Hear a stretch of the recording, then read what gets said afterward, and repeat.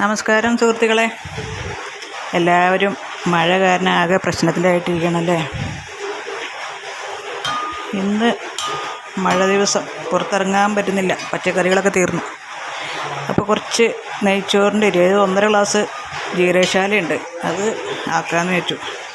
പിള്ളേർക്ക് ഇതൊന്നും ഇടുന്നത് ഇഷ്ടമില്ല, അവർക്ക് അത് മാറ്റി വയ്ക്കണം. അടിയിൽ നിന്ന് എടുത്ത് കൊടുക്കും ഇളക്കണേക്കാൾ മുമ്പ്. പിന്നെ ഇതിന് കറിയായിട്ട് സോയയാണ് ആക്കാൻ പോകുന്നത്. സോയ ഉപ്പും മഞ്ഞളിട്ട് തിളപ്പിച്ച് വെച്ചിട്ടുണ്ട്. ഇനി അത് ഞെക്കി പിഴിഞ്ഞെടുത്ത് മസാലക്കറി ആക്കണം. റൈസ് ശരിയായി, അളക്കാറൊന്നുമില്ല. കുറച്ച് പെരുംജീരകം ഇട്ടു. ഇതൊക്കെ തീർന്നിരിക്കുക. ഇനി മസാലപ്പൊടി ഇടണം, പിന്നെ അത് കോമ്പൻസേറ്റ് ചെയ്തോളും. കറുവപ്പട്ട, സവോള കൊത്തി വരുന്നത് 1.5 സവോളയുണ്ട്. അതൊന്ന് പതുക്കെ ചൂടാവട്ടെ. കുറച്ച് ഇഞ്ചിയും വെളുത്തുള്ളിയും ചതച്ചത്,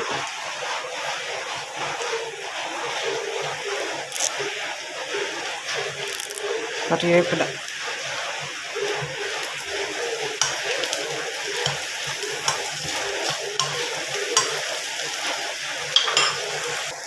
അല്പം മഞ്ഞൾപ്പൊടി ഇട്ടു. സോയയിൽ മഞ്ഞൾപ്പൊടി ഇട്ടതാണ്, എന്നാലും ഞെക്കി പിഴിഞ്ഞ് കഴുകി കളഞ്ഞപ്പോഴേ മഞ്ഞൾ കുറഞ്ഞു. ഇത് പിള്ളേർക്ക് മുളക് അധികം വേണ്ട, അത് കാരണം കാശ്മീരി ഇടുന്നത്.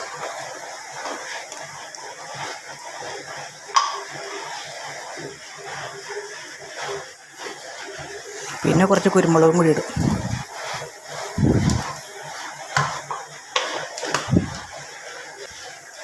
മുളക് മൂത്തിട്ടുണ്ട്. മല്ലിപ്പൊടി ഇടുന്നില്ല കേട്ടോ, മല്ലിപ്പൊടി വേണ്ട. ഉപ്പ് ഞാനിപ്പോൾ ഇട്ടിട്ടില്ല, ഉപ്പ് കുറച്ച് കലക്കി വെച്ചിരിക്കുക. ഞാനത്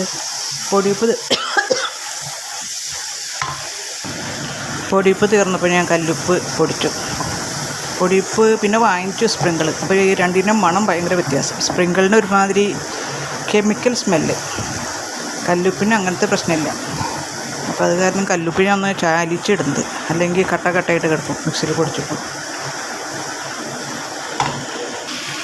സോയ ഫ്രൈ ആയിട്ടുള്ള കറിയല്ല കേട്ടോ, ഡ്രൈയാണ്. പിന്നെ കുട്ടികൾക്ക് ഇതൊക്കെ ഇഷ്ടമാണ്, അതിന് ഫ്രൈ ആവണമെന്നൊന്നുമില്ല. മുളക് അധികം ചേർക്കാത്തരണേ കാണാൻ വലിയ ലുക്കൊന്നുമില്ല. കുറച്ച് ചിക്കൻ മസാലയും കൂടി ഇട്ടേക്കാം.